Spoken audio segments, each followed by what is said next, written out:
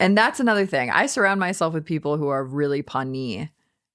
Punny with a P. Oh, punny. Like punny. Funny, but with a P. With puns and Gotcha. like wordy people, metaphors, and like language is fun for them. And I'm just a boring, literal person. You know what I say to that? It's something that's clever, probably. No. What? I am Doug Friedman. No. Oh my God.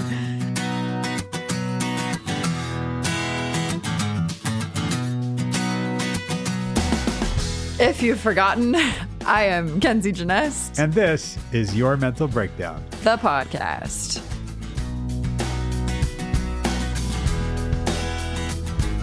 where we are flashing back. Flashing back, I don't think is a term. Flashbacking? We're flashbacking. We're engaging in a flashback. Is that like attorneys general instead of attorney generals? What? Is that a thing? You never heard that? Attorneys general? Attorneys general. I don't like that. Attorney generals. That actually like gives me like the heebie-jeebies. It's that can't be right. Heebie. No. Stop. Oh my God. All right. What are we doing today, Doug? Today, we are going back to... Oh, are we flashbacking? We're I get it now. Right. Yeah. So here we go. Here's an age test. Oh no. Do you know Flashdance? Like I've heard of it. But you've never seen it. Is that the one? No, I'm thinking of Footloose.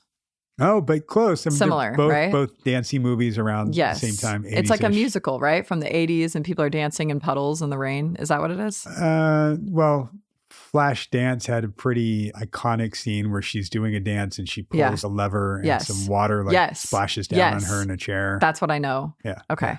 I don't think I'd call it a musical. There was music in it. There was quite a bit of dancing. Okay. Yeah. I get that and Footloose and what is the one? The Goonies? Nope, not at all. Not even close. The one where she is jumping into his arms. Oh, you can't. No one puts baby in a corner. Thank you. Dirty Dancing. Yeah. There it is. Yeah. I've seen that one once. I have seen that one 0. Really? Yeah. Okay. Yeah. See, age is just a number.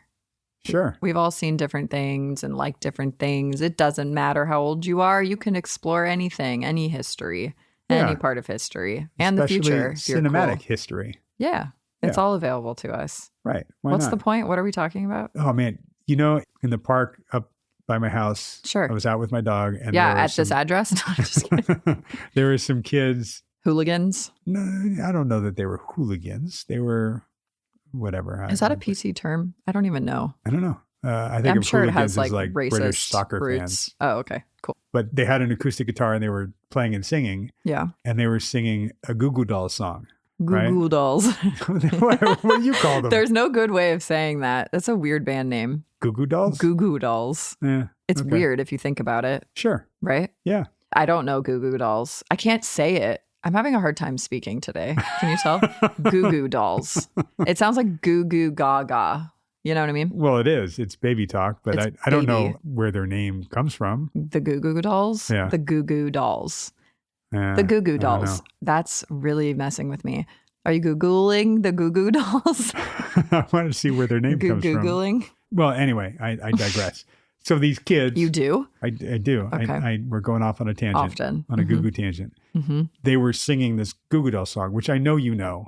Okay. You've heard before. I'm sure I have. It's I give up forever to because I don't think that I'd understand. Okay, exactly. I know the Goo Goos. And the dude was just belting it out, like overemphasizing it, and like how the kid, the hooligan was. Yeah. Okay.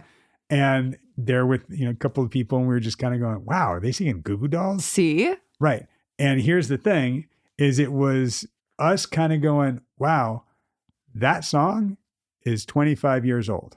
Yeah. That's sort of like us when we were belting out like a Zeppelin song or something like that. Like that was 25 years old to us. Yeah. Wow. I'm singing the Beatles. I'm singing Nina Simone, Ella Fitzgerald. These are old Those people. are now like 50, 60 years old. Yeah. Right? But I'm saying like it transcends time. Right. Yeah. Yeah. Any age can consume any music. You know what else transcends time? What? This podcast? It might. Or, we'll find out. Yeah, we'll see. We'll see if this is remotely entertaining. Right? Well, what we're doing this flashback. I'm excited.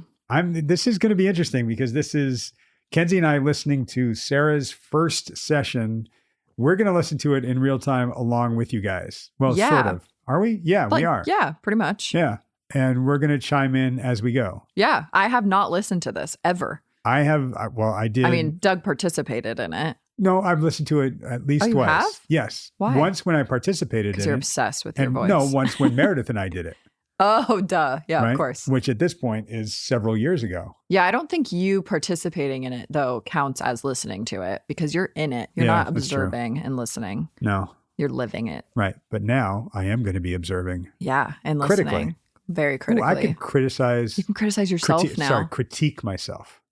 Or criticize. Sure. I'm going to criticize. Or commend. Or commend or praise. Sure. I ruined it with a P word, but you did. That's fine. I knew what you were going for. And I was Sorry. Like, commandeer? No, that doesn't work. Yeah. You can. Karma, chameleon. No. I know that song. You do? I do. Yeah. Is that the... No. Were you going to say Beach Boys? No, I was going to say the Bee Gees, which is not even close. I saw your mouth about to make a B. Yeah, no. It's not? Okay. No, it's a C. C word. Oh, grow up. Sorry. It is Culture Club with Boy George. Culture Club. Yeah. I know that. Yeah. Well, I didn't. I can't recall it.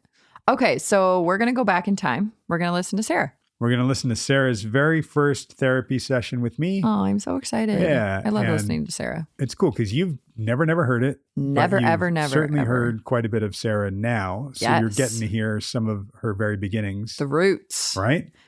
And I will say that she and I had a brief conversation on the phone. Yeah, what was the kind consult? Of set up.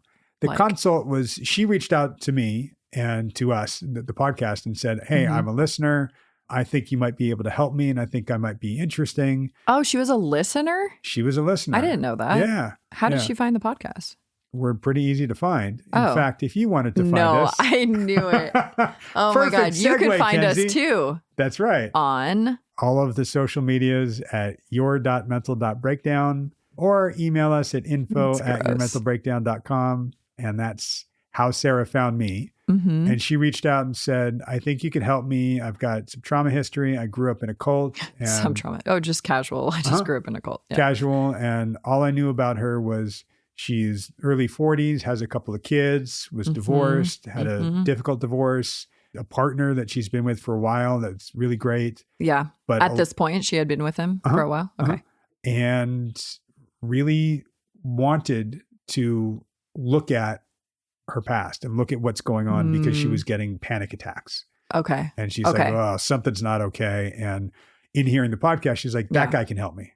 Interesting. Ooh, I wonder why she thought that. Like, I wonder what, not like in a bad way. Like, obviously everyone's thinking that, Doug, but I'm curious specifically why she thought, ooh, that guy, he can help me. I don't know. I honestly don't remember what she said in this. So well, we'll find out. We will indeed. Okay, so you knew briefly, just little bits about her history, like presenting problem was panic, anxiety. Right. Right. Okay. History of trauma. Divorced, kids. Yeah. Okay. And that's pretty much it. It was like, all right, well, come on in. Had she had therapy before? I believe she had. And I think she said this on the phone. And I actually think she said this in the session, or maybe in the first or second session. She said, I've only had therapy when there's something going on. Right, a problem. To get like an understanding of the problem and to get tools quick and fixes. To do that. The quick fix. But now I really want to dig in. Yeah. Okay. That's cool. Do you prefer that in clients? Like people who have been to therapy before or people who are new to therapy, or do you not care? I don't have a preference. Okay. I've got a client I've been working with for a few years now who had never had therapy before and didn't really know what it was. Yeah. Sometimes that can be fun. Yeah. He kind of uses it in his own way. Yeah. And when we peel off layers and he kind of goes, oh man, I didn't realize I was that. Right. Oh, wow. I grew up this way, but oh my gosh. Yeah. That can be so rewarding, actually. Right. Yeah. Especially for somebody who isn't necessarily looking for that. And that's, my style of therapy isn't happens. Like, okay, tell me about your mother. Right. It's you go through the back door. Right. Yeah. Sorry. My God. Grow up. You do your therapy ninja. That's thing. right. That's right. As a matter of fact, the therapy ninja, that was the client that I'm talking about. Yeah. He's the one that loved that. It was Kim that first said, like I got in there like a therapy ninja. Oh. Right. And then this guy heard that. And then he's referred to me as like the therapy ninja. There's something to it. Great. There you go. All right. All right. You ready? Let's get to it. Let's get to it. We don't even have to pause because we're going to listen along with you. Oh, yeah. Right? Yeah. We're just going to pause it, right? If we have something to say. Yeah. That's how it goes. Well, this is going to take 5 hours. I'm just kidding. All right. Kidding. Here we go, guys.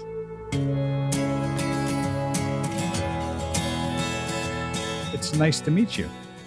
Nice to meet you too. Put a face to the voice. Let's start with why we're here. If it was up to me, I would have therapy all the time. Ever since I was like 15 years old, I made this sort of pact with myself that I would learn one new thing every day, no matter what. The only way to be better is to learn from what's around you and what you can have access to. I have only had real, more than, let's say, a month therapy sessions after some kind of big, life events. So what happened this time around was I had a really rough 3-year divorce. It ended about 5 years ago. And by rough, I mean awful. My ex-husband is a mentally and verbally abusive person. Well, we were together for 10 years. We got married right before we had our second child. His cracks only really started showing when we had babies. All of a sudden there was messes and crying, and he's an adopted only child in a fairly wealthy family. Everything has always been about him. And so all of a sudden it was no longer only about him. Sure. And, I come from a huge family. I have 10 brothers and sisters. And so I am defaulted to be a sort of caretaker mother. Like it's just in me. He couldn't handle it or something. I mean, as it went on, it got to a point where he started getting physically violent. And that's when I was like, okay, no, I'm done with this. Took the kids and I left. And wow. From there, it just became a nightmare. It was a very hard, rough time for me and for my kids. How old were they when you left with them? So they were 4 and 5. And at the time I was a stay-at-home mom too. I didn't have any solo income. He would grab my neck and push me up on the wall and punch the wall next to me. There was holes in all of our walls. And I would ask him so many times, please, can we go get counseling? Can you go to maybe some anger management? And he would say, yeah. Sign up for everything. I promise I'm going to do it. And then he just wouldn't do it. And this became a cycle. And once the violence started towards the kids, I was like, I'm out. What I'm struck by as you're saying this is sometimes we do this, especially when we've gone through something traumatic, is we just recount it. And it sounds very clinical as we say it. Yeah. What you're talking about is incredibly traumatic. And, if you have that mama bear in you, if they're 4 and 5, you're going to protect them and think of them and not necessarily think of yourself. There was, as you said, a progression. It wasn't like he became physically abusive right off the bat. I saw patterns of anger in him that I didn't like necessarily, but I also have this thing in me that I'm a fixer.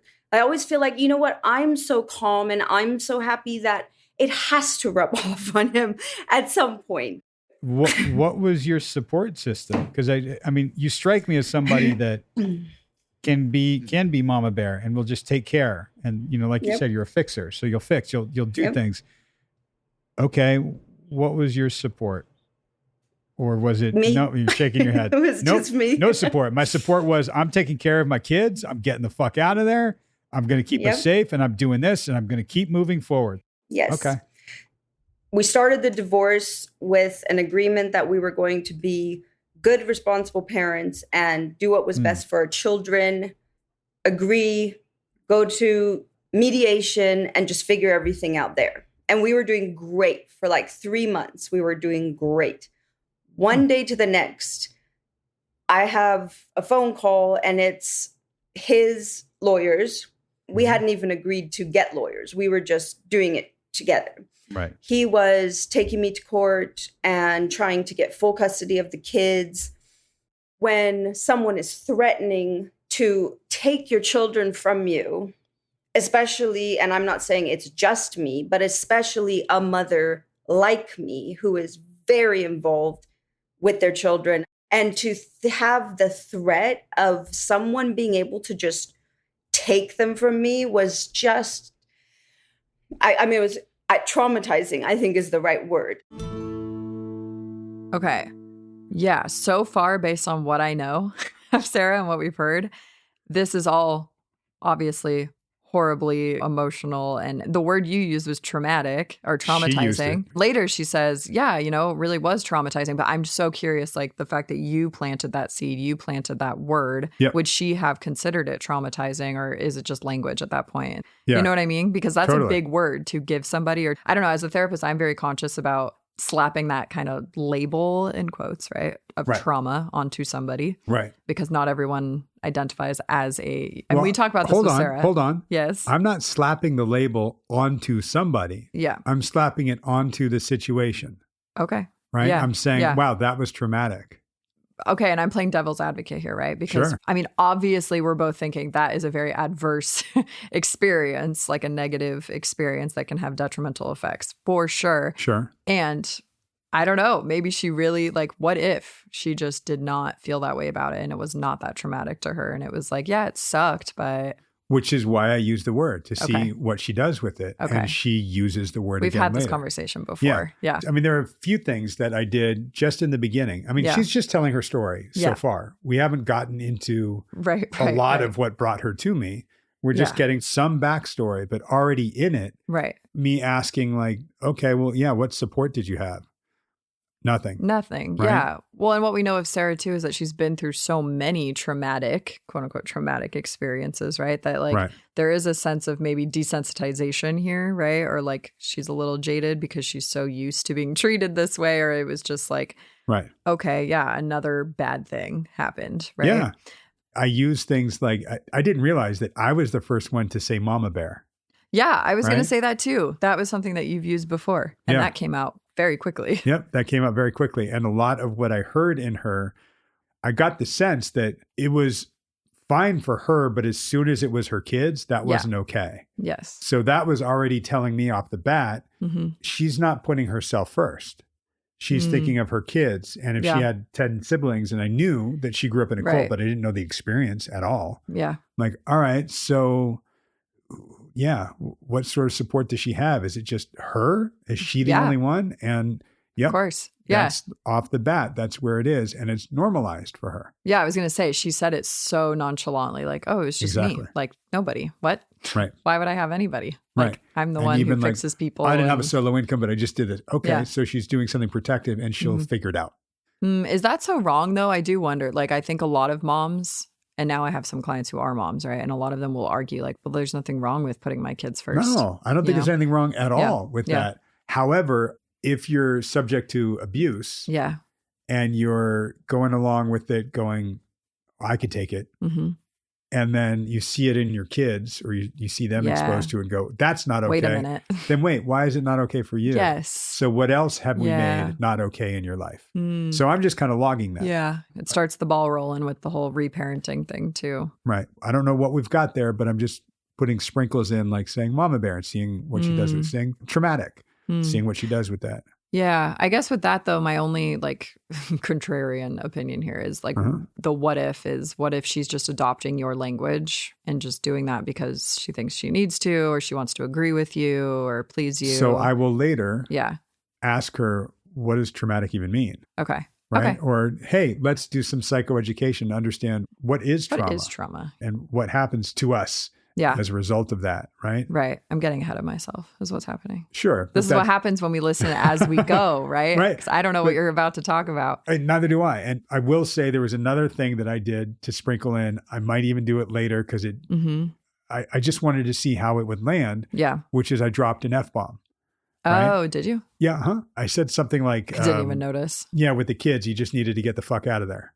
And I'm doing that to see where's her comfort. Like, where does she, because I can already tell she sounds not like the enunciated Sarah that we know, but I can hear something that sounds a little proper and presentational. Like put together. So I throw, an F-bomb to see like, oh, will that like settle her? Yeah, if it loosens her up a bit. Right. Yeah. Right. Which it did, right? Like it sounded like it landed or no? No, I don't think it did. Okay. She just kept going like, yep. So we did the divorce and here's what we did. And that's, and let's see what happens. Yeah.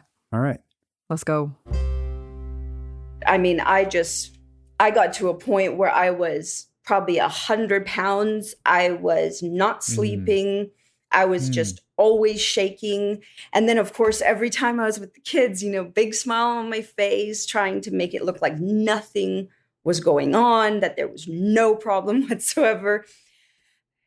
It's really, really difficult.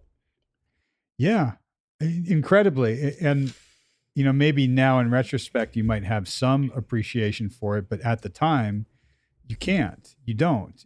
Everything else goes on hold while you take care of this. I still had to stand up in front of the whole class and, be my usual, happy self. And I have practice with that, but never to this extreme, because prior to this, issues and terrible things that have happened to me in my life happened to me, but never something to the effect of where this is going to affect my children if I don't handle this correctly. It's for sure a lot to handle. And 3 years of this just nonsense. And because he had all the money, he got his fancy lawyers, and I couldn't even afford a lawyer. I could barely afford our little 2-bedroom apartment and food because like I said, I had no income when I left.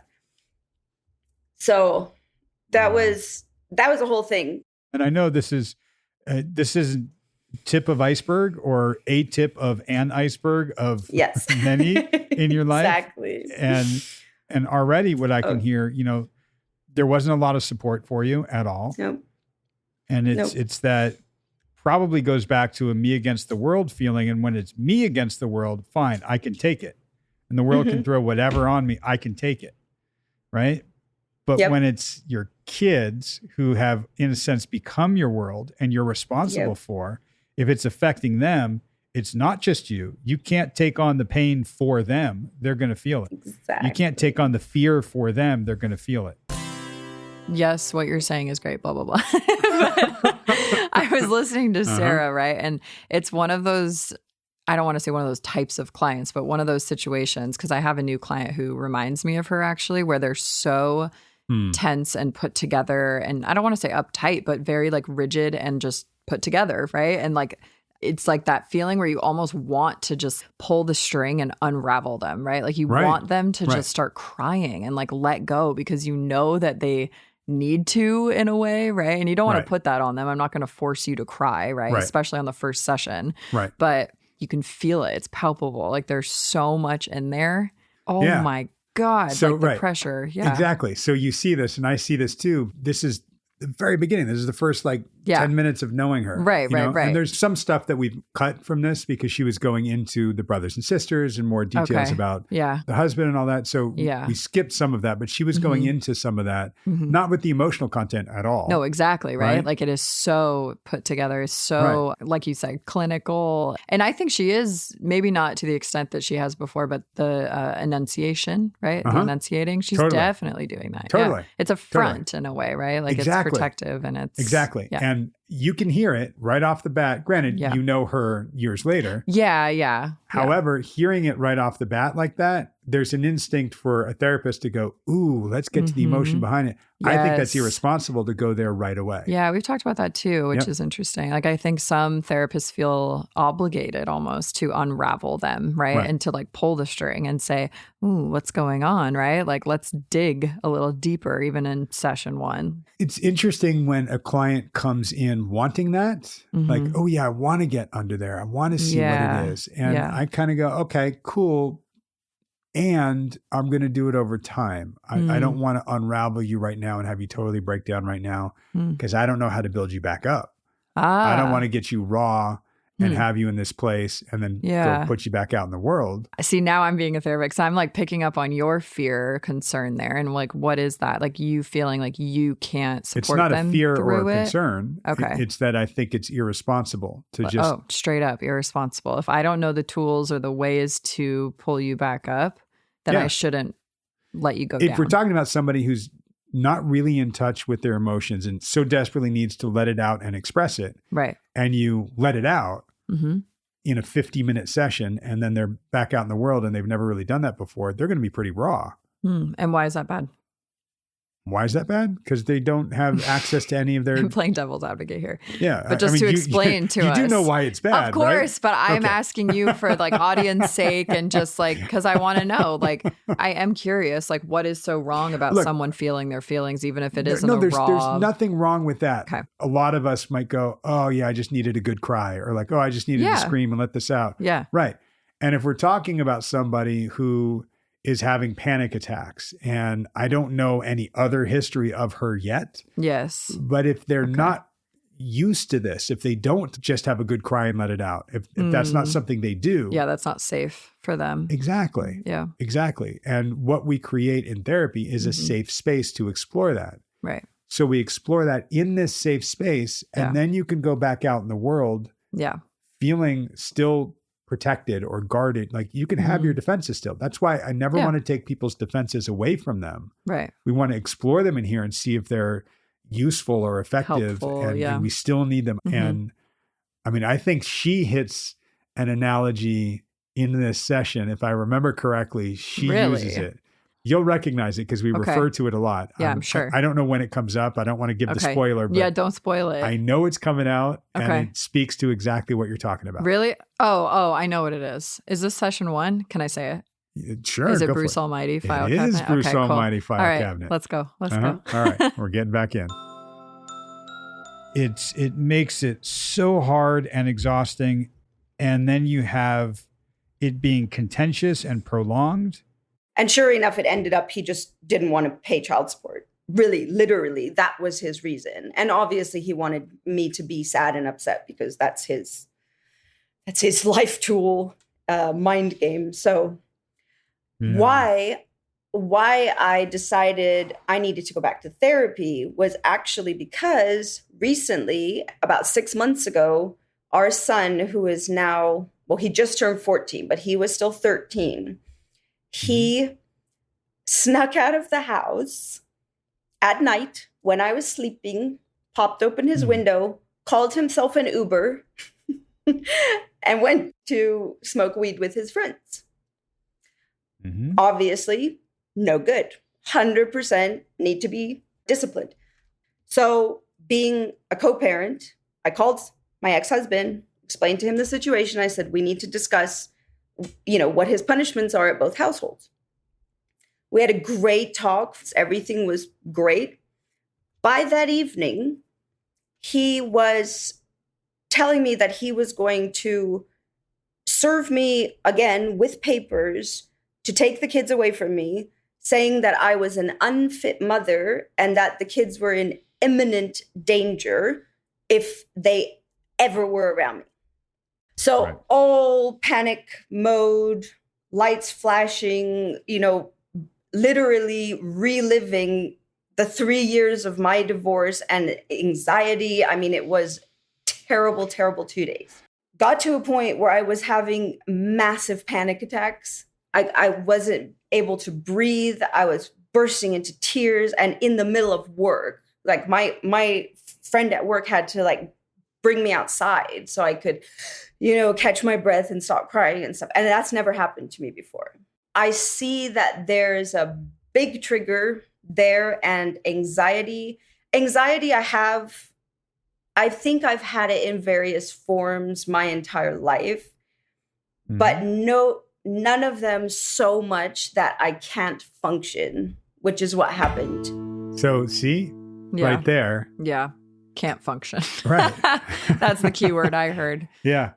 I heard a couple keywords in this. I heard when she's talking about her parenting, that they, after her kid went out, snuck out and smoked weed, need to be punished, need to be disciplined. Yeah. And then in trying to co-parent with her ex, right, where she's being called an unfit mother and there's a threat there. Yeah. And you heard the enunciation big time when she's like, imminent danger. Yeah, right? yeah. So there's consequences for this. Right. And it's like, oh my gosh. And you have to get it right according to someone else's rules or something really bad might happen. And like the threat is real too, right? Like I think we talk about anxiety and panic, right? And sometimes it is a false alarm or it's based in like the past and it doesn't have any actual present truth to it. Right. And I'm enunciating right now as I'm talking. Oh my gosh, it's contagious. But there is an actual threat here, right? I mean, she's talking about being super low income and just single motherhood. And he's got all the power, really. Like and she resources. is powerless. And this is scary. Like this is real. Right. Yeah. So and it makes sense. Hear a theme? Again, first session, I'm just logging this. Yeah. Oh, there's a theme of powerless. There's a theme of control, of money. I hear mama the enunciation, the mama bear, the protective. I hear the anxiety. And when something triggers me, like, oh, there's a big trigger there. And she even says it like, there's a big trigger there.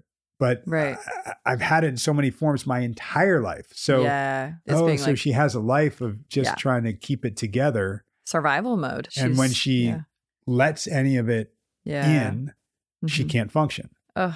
So I'm not gonna break that down and get her emotional right now. Yeah. That's fair. She has a really strong defense on, but the defense is actually protective. Right. Like actually adaptive. Right. I mean, it is actually protective and it is historic from trauma. Absolutely. So we have to figure that out, It's navigate that, sensitive, and see what we need and what we don't. Right. And I don't know yet because I don't know her. Yeah. I'm hoping that at some point I'm going to mark that for her. And probably, my style is, will probably say something like, okay, I hear that. We're going to dig into that. We will do that over time. And I will probably slow my speech when I'm saying that. Okay. So you actually do verbalize that. Like, I'm sure. I hope so. We'll find out. We'll see. I'm sure you do. Because that's probably how the Bruce Almighty file folders I think so. come out. Yeah. I think so. We'll see. We'll see. You're going to instill some hope and reassurance. Yeah. Okay. Let's see. So, of course, the judge threw it out.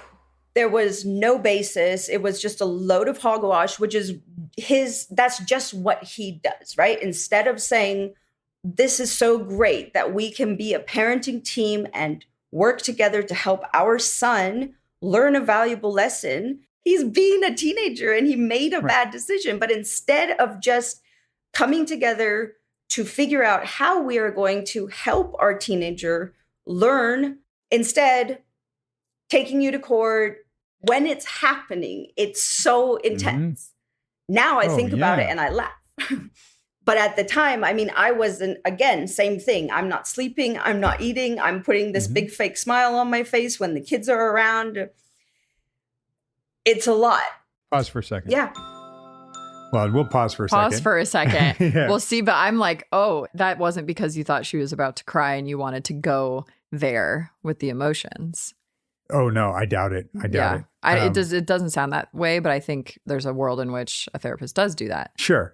I'm pausing us listening to this because there was a moment where we both just looked at each other, right? Where I think we heard Sarah actually come out for a second. Yeah. Right? Where she actually was just like, it's just being a teenager. Right? That's like that is the Sarah we know, like the fun parent that is a little more lax and like actually knows their value system and how they want to consequence, or I don't even want to say punish their kid, but like discipline, I guess, their kid, right? What we used is the natural consequences. Yeah, exactly. Like that jived with her so well. And you can see why, because she doesn't actually believe in this corporal punishment or punish and discipline. Rigid. Yeah. She's doing that because otherwise she'll get in trouble. Exactly. Yeah. I don't know what this pause is, but let's unpause and find out what the heck I was doing.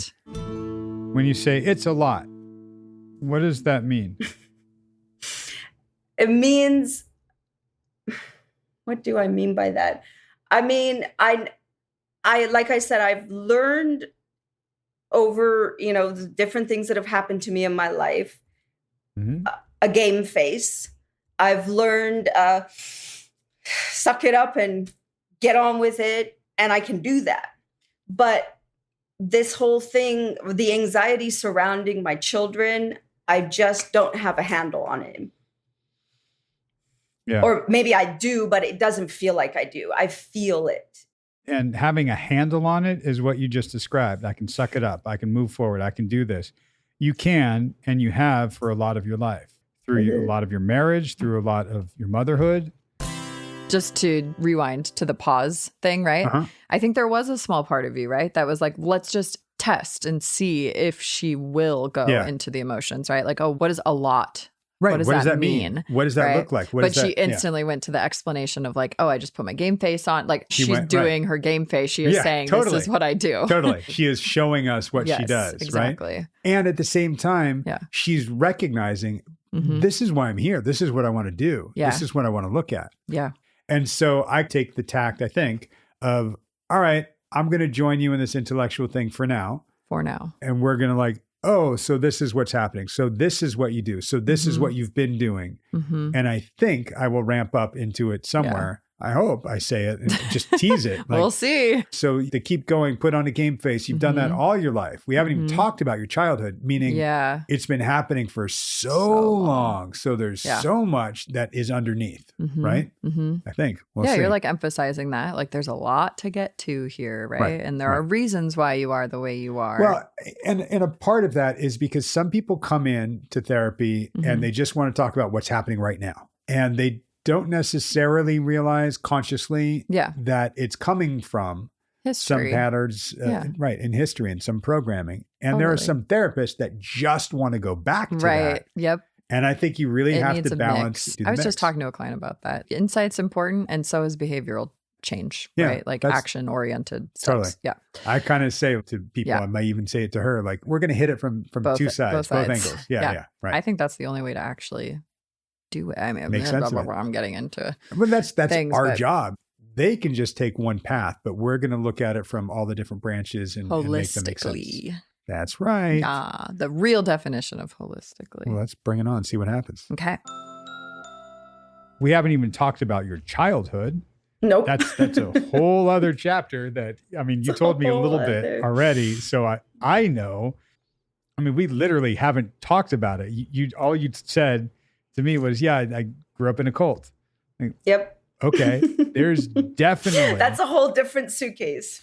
Absolutely. That has its own handle. I'm also thinking there may be some tie-ins to what we have not talked about and what you do not know about me from my childhood to the extreme anxiety triggers that I have. Oh, yeah, absolutely. I mean, look, I've known you for half an hour. I don't have you all figured out yet. You don't have you all figured out yet. That's part of what we're walking through.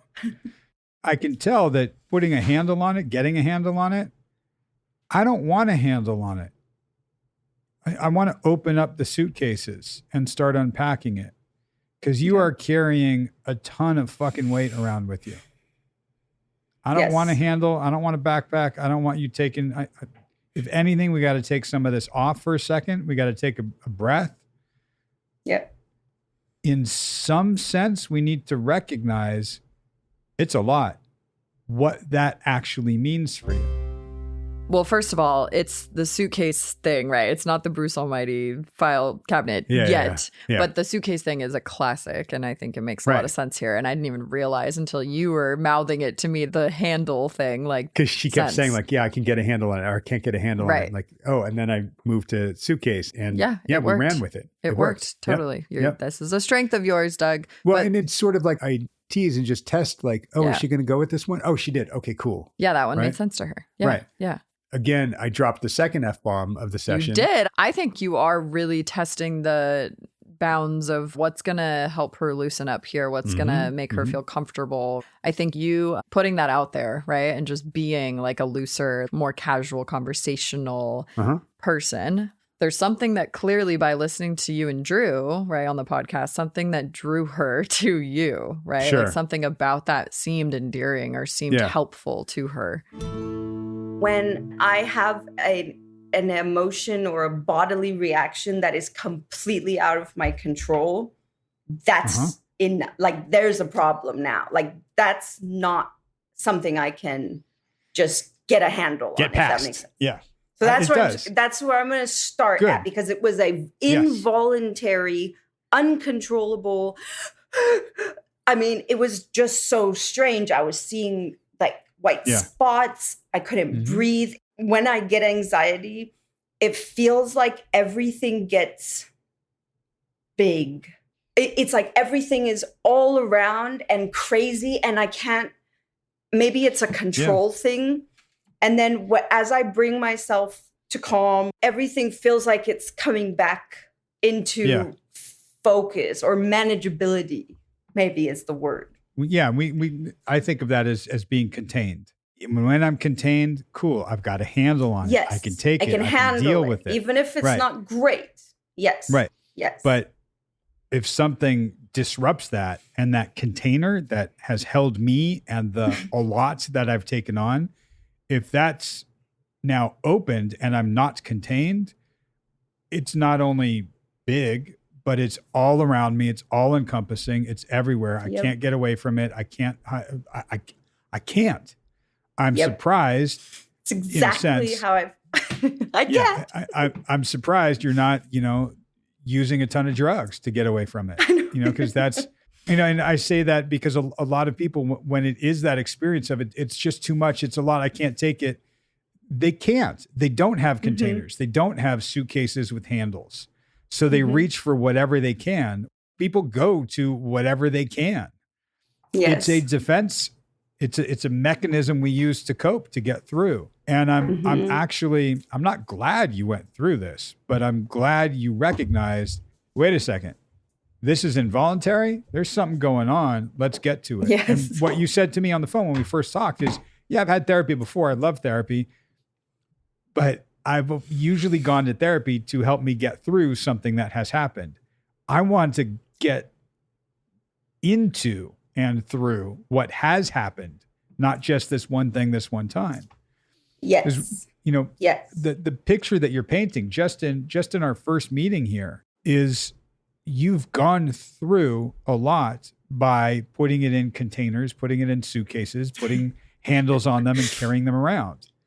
So when something hits you, it's not just the weight of that one thing. It's everything you've been carrying around. And I don't care how much you've processed growing up in a cult and getting out of it. Oh, I ran away at 15. That's a chapter we'll definitely get into. You've had to do this almost all of your life. I will say that your life has been about containing, getting through, keeping it together.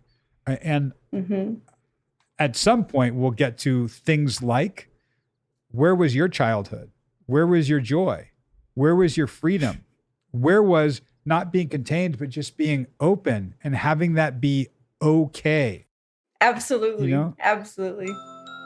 I talk to clients about this a lot, because clients will come in and be like, I don't want a therapist that just validates me, right? Like, I don't need validation. I get it. I've been through hard shit. Okay, now what? What do I do? Right. And it's like, actually, no. Like, most of the time, they actually need a lot of validation, because that's the point. They are trying to move past something and just say, I'm over it. I don't need to process. I don't need to get through it. I'm good. I'm over it. And it's like, no, actually, like, I don't think we're actually sitting in this and realizing the depths of like what a lot means to you, like what you were saying. I think you're right. And those clients are right in terms of, if I'm just validating, she would stay in that place of like, oh, well, that's what you needed to do. You needed to do that to keep going. Yeah, that's what I do. I know I need to do that. Yeah. Okay, cool. Well, that's what we're saying, right? There has to be more to it than There's more underneath that. Of right. course. That's why I kind of said, right. And we haven't even gotten to your childhood. Yeah, there's a whole other suitcase there. Oh, she ran with the suitcase thing. Cool. Okay. And she started to loosen up. And then like, oh, I ran away at 15. Like, okay, there's a story. I don't want to go for that whole story right now. I want to mark it. And say, I hear that, and we're going to go there. But I don't want to do it in just this cursory way. I want to be able to go into it. Because that's a big can of worms. Like, I think so. Yeah. We know so. Once we get into it. We have the luxury of knowing that that's a big can of worms. But even in this first session, like, I'm like, okay. For sure. That's why putting pins in things and marking things, like, definitely. I hear them. Even some of her language early on in this session, like, I was extremely this, or he was extremely that, or he was totally this, or absolutely that. She's using hyperbole. So I hear that as a all or nothing type of thing. There isn't a lot of middle. Yeah, the catastrophic thinking, the binary, So I need to protect for that, because there's all these extremes and there's too much. So where's the equilibrium? But she doesn't have that because she's so hypervigilant all the time. Everything is a threat. Let's keep going. Okay. I always try to bring humor into everything. But have you ever seen Bruce Almighty? When he goes to open the drawer of files and it just goes and like throws him all the way back. You know, I'm at a point in my life where I want to, like you said, get to the bottom of all of this. I've had anxiety in some form my whole life. I bite and pick my nails incessantly, like a crazy person. I smoked 2 packs a day for 15 years, you know, and now I have a vape and I have that vape in my hand all day, every day, even if I'm not smoking it. So those things there's a cause. There is, and I know this. I want to understand. Yeah. Well, okay. I just remember because now she's talking about like vices, right? And like coping skills. Because coping earlier, mechanisms. Coping mechanisms, maybe not a skill. Maladaptive coping mechanisms are unhelpful. Earlier, you had said, I'm surprised you're not doing drugs, you know, which is a big thing to say, but it like makes sense. And I think is now allowing for her to say what she is doing. And it's funny because my first thought was, no, she's maybe not doing drugs, but she is doing drugs. I mean, nicotine's a drug, right? Sure. But she's doing all of these other things, right? Like she's biting her nails. She's living very rigidly and has a lot of rules on herself. And she's doing other things. I'm like fast forwarding to the overlap or whatever the comparison you were making to her and her brother of like, he turned to religion, right? And she has the religion. A sister that did turn to drugs. Yeah, exactly, right? But they all have something because we all have something. We're all coping in different ways. Her way of coping is, maybe seemingly less harmful or, like, oh, I'm biting my nails, but it's still something. It's still a way of managing the anxiety. Totally. Yeah. Good and catch. then, of course, the vaping too, right? Like that's pretty obvious. Yeah. And I mean, I don't know if she'll say it, but even the intellectualizing.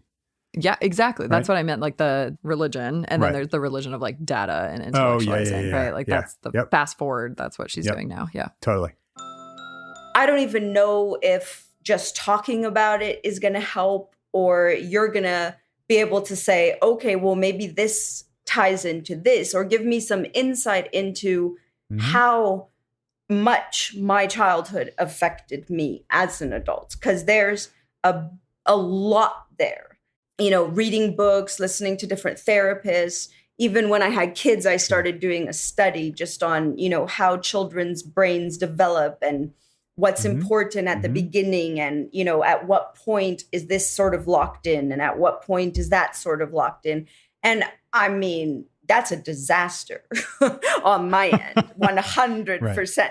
I don't know if I can be fixed, but I would like to at least have an understanding. Valid, informative, educated data is very important to me. And I'm good at saying, okay, I see this and I hear you and putting the two together. I just need more data. It is a lot. You have a file cabinet that we're opening that seems overwhelming. And, if you're going to be that Bruce Almighty, I will be your Morgan Freeman. There you go. Perfect. And we will get through this, not just to figure out the data, but to look at what was emotionally going on for you. Yeah. Because that is part of how you were shaped and how you are still shaped. Yes. And we can reshape. I'm very big on the neuroplasticity of the brain and that we can retrain it.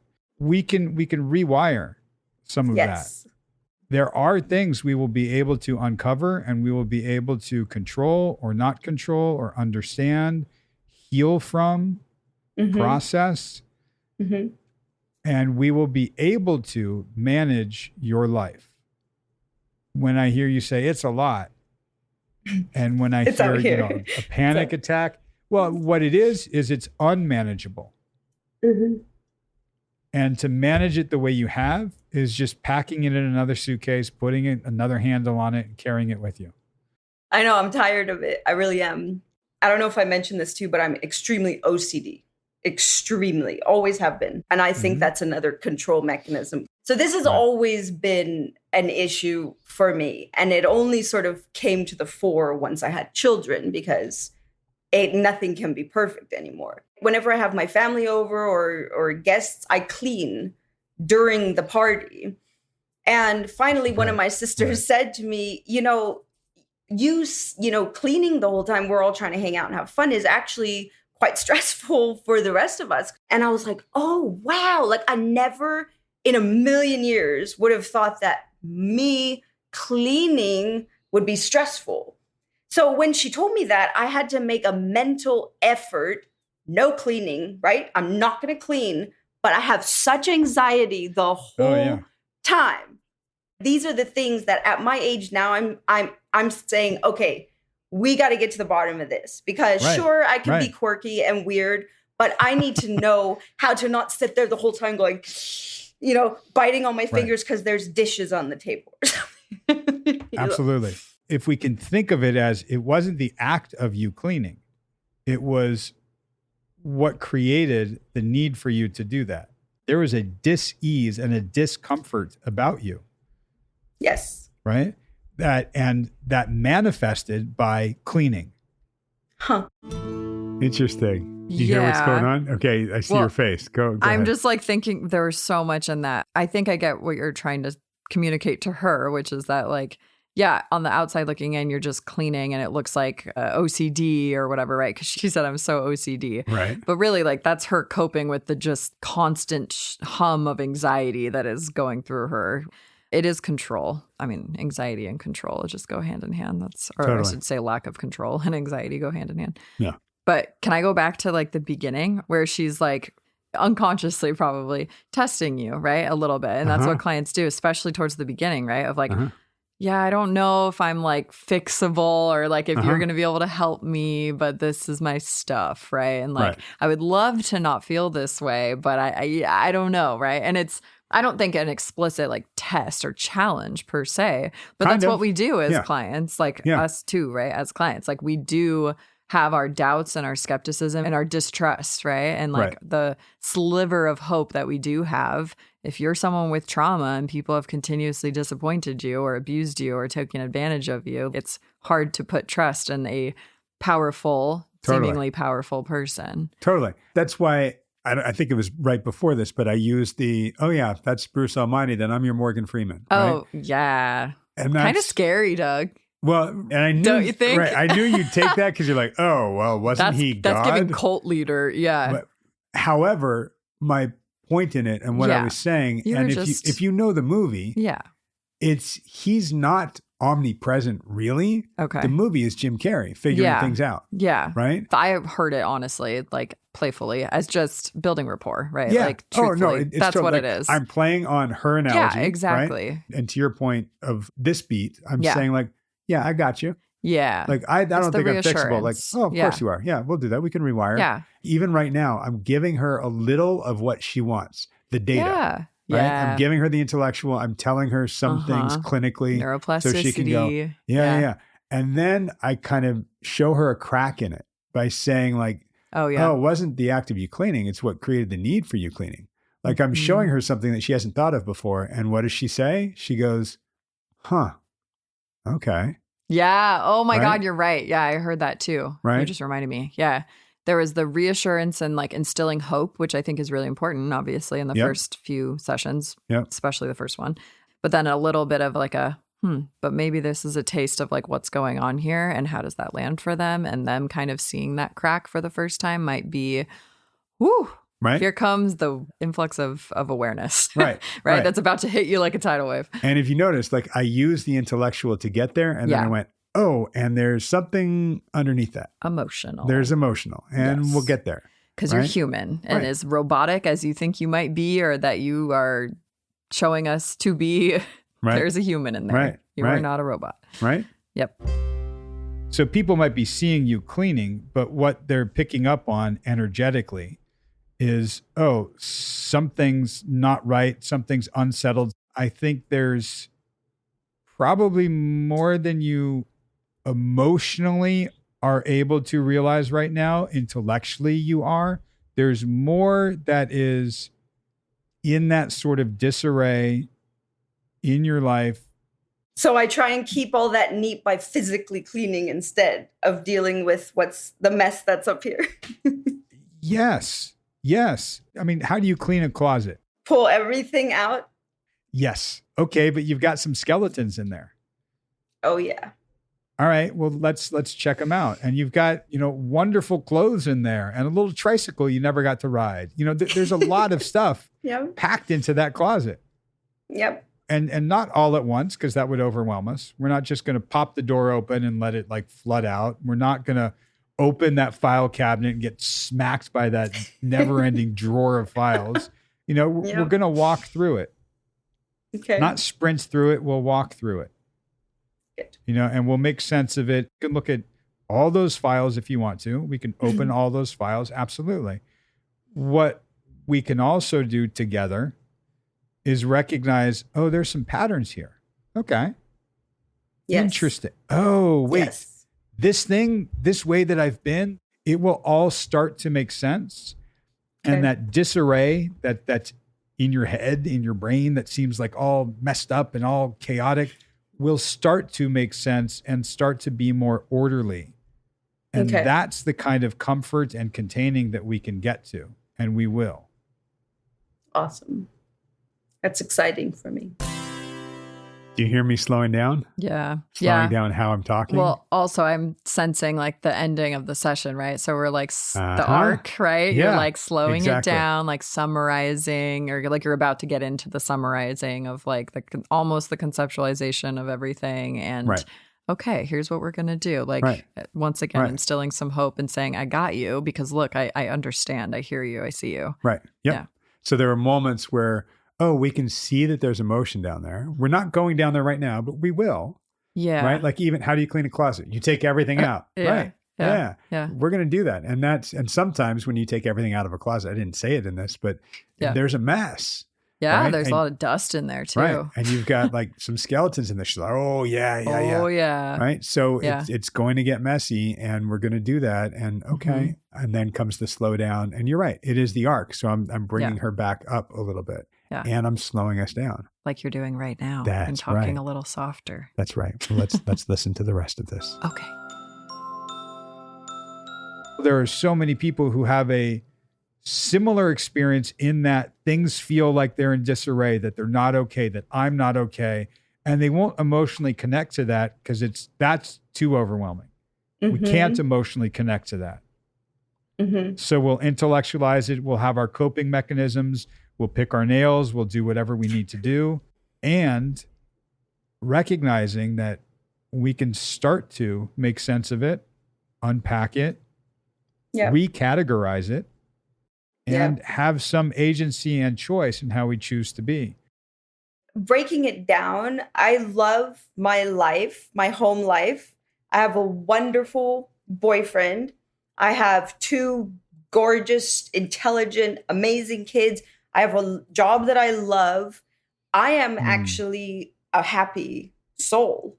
It's the little ticks and the weird things.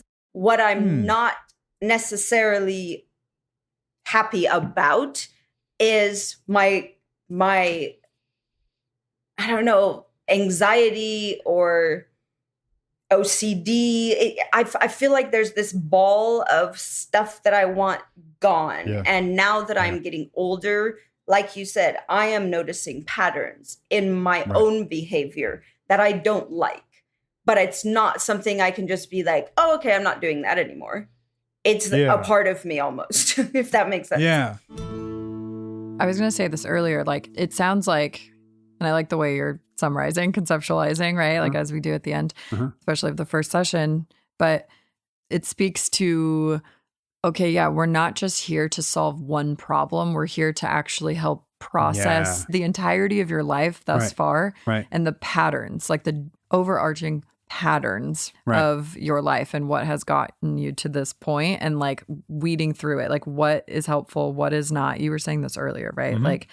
It's the bigger themes and patterns, not so much just, okay, how do we use some Band-Aids and coping skills, to get through this one period of your life? No, these are pervasive patterns that you have been living with for a while and you are managing in a way, but she's talking about this thing as if it's like a disease inside of her that she actually wants to heal, right? And like actually work through and get to the roots of. In later sessions, I don't think she does it in the last like couple minutes of this one, but she says like, oh yeah, I'm giving myself ulcers and bleeding ulcers and cancer. Right.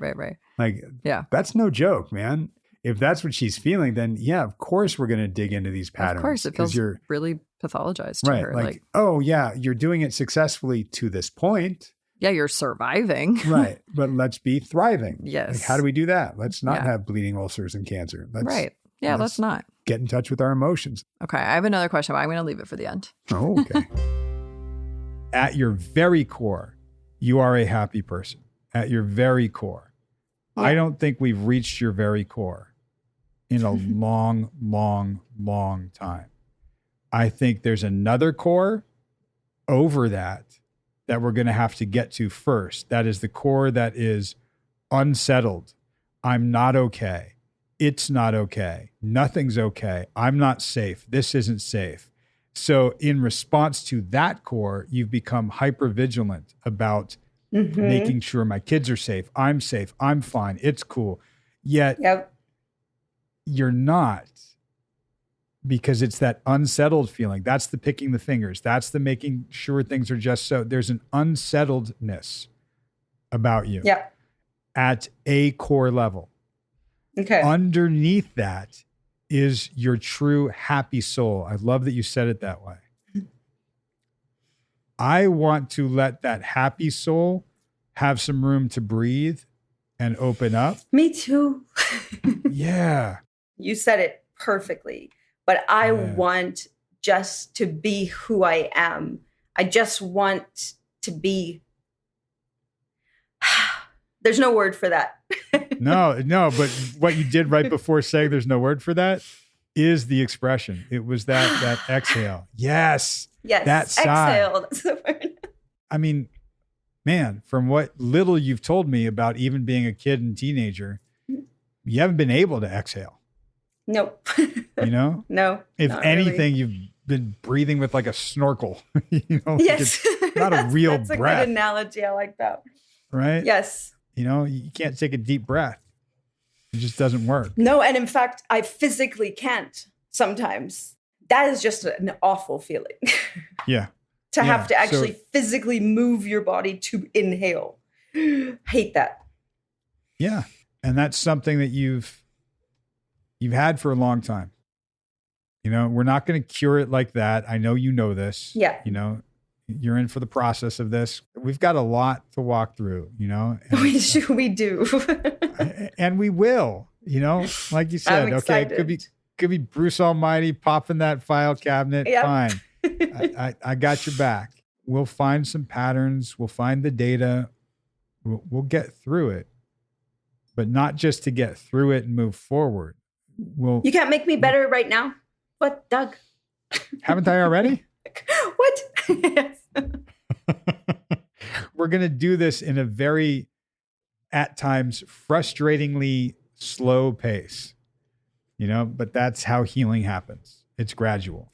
I wish I could give you one sound bite and awesome, you're cured. Everything's great. Better. Yeah, no, it takes time to make lasting change. Yes, love it.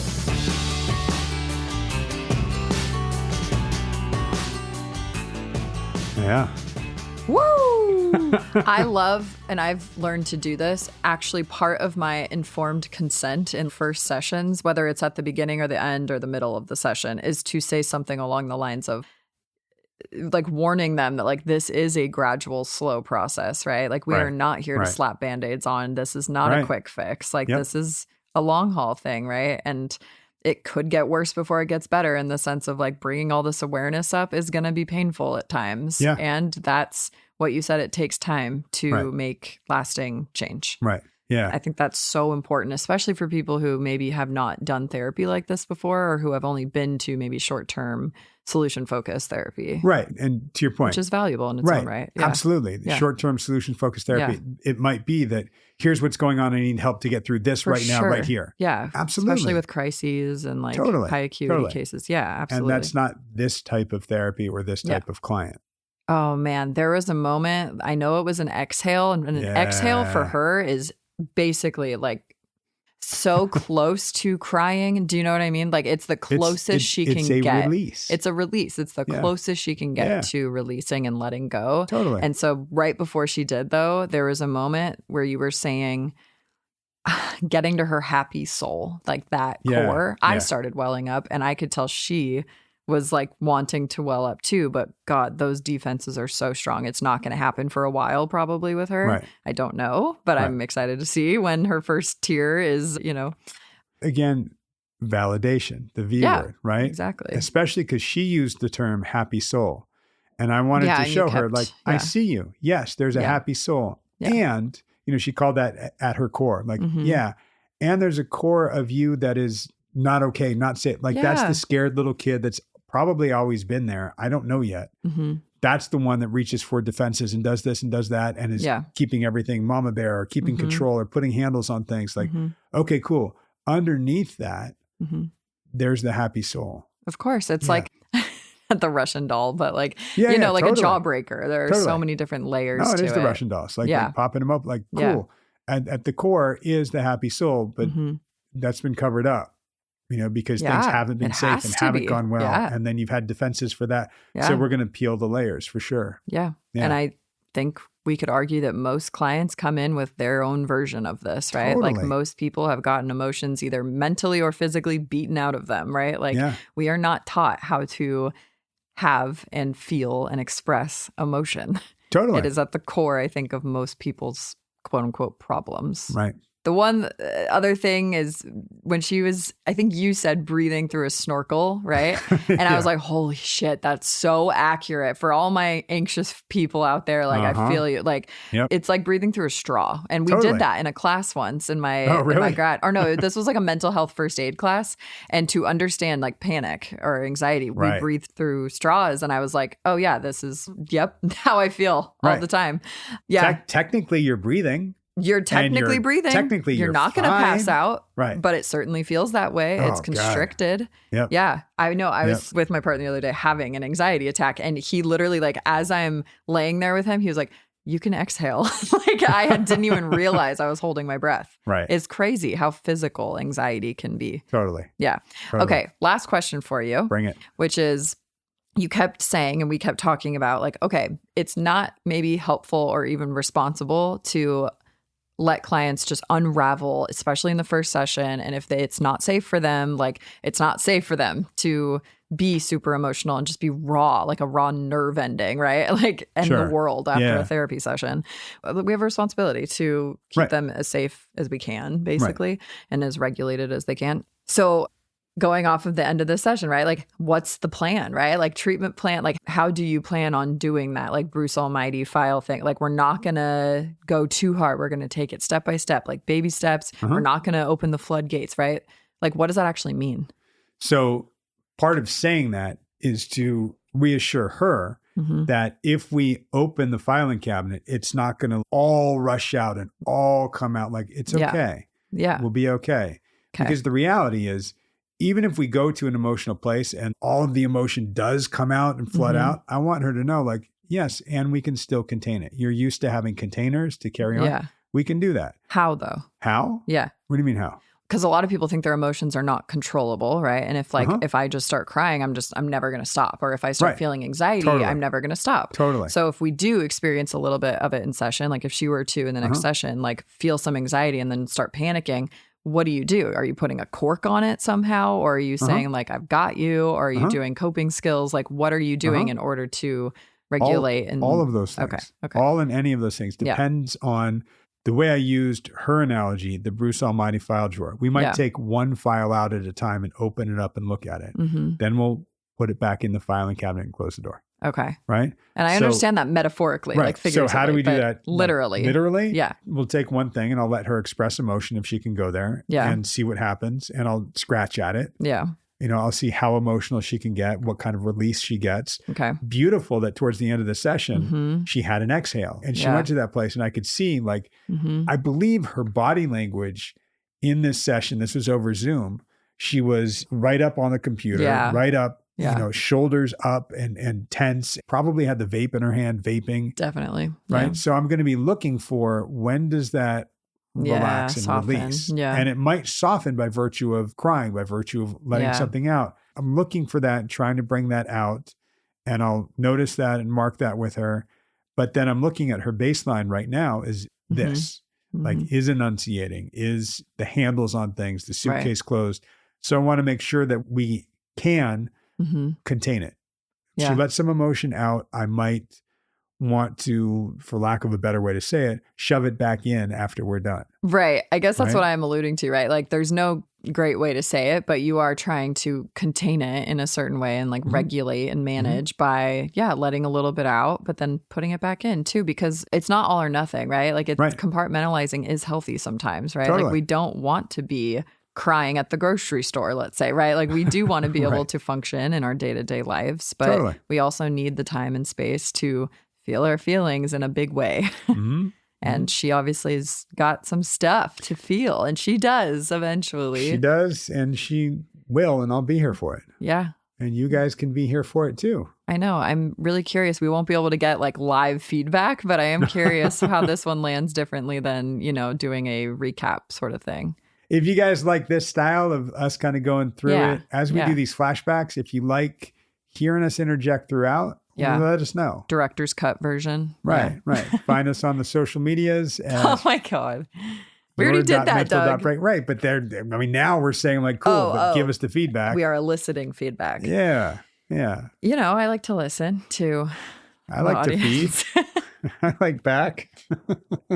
On that note. You like to flashback as well? Oh, we did flashback. That was nice. Yeah. See? I like these flashbacks. We did that. I think it's fun too. Cool. I'm going backwards. Well, now that I don't know in what capacity we're back, if we're rolling out new episodes or flashbacks, or we might have some guests on the pod at some point. Ooh. Right? Fun. Yeah. Cool. Spice it up. So stick around and we will catch you next week. Okay. Bye. Bye-bye.